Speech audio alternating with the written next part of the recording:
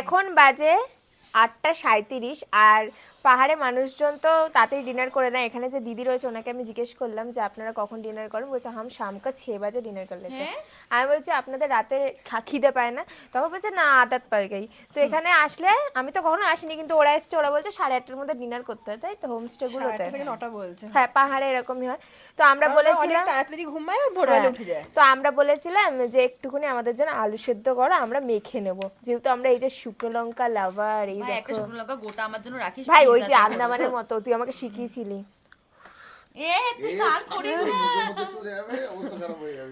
এই যাই হোক, তো এই দেখো, এই দেখো, তো এই দেখো আমি এখানে পেঁয়াজ আর লঙ্কা মেখে নিয়েছি। আর শিল্পাদি খায় না। চিকেনটা একটু খোলো, চিকেনটা একটু খোলো দেখি কেমন হচ্ছে। মেরে পাস আগে আগে এই চিকেনটা না, খোলো। ও বলেছে আজকে রাতে কিন্তু চিকেন, কাল থেকে বলে যাচ্ছে। আজকে আজকে আলু দেয়নি চিকেনে। তো এই দেখো, তো এখানেও আলুটা মাখছে। আর এই নে পেঁয়াজ লঙ্কা। আর শিল্পাদের জন্য শিল্পাদের জন্য একটা আলাদা রাখিস, ও তো খেতে পারে না ঝাল। ঠিক আছে ঝাল খেতে পারি, মানে পেঁয়াজ খায় খাবো না। তো এখন এই যে আমার যে কি ভালো লাগছে গরম ভাতে আলু সেদ্ধ মাখা। তোমরা খাবে?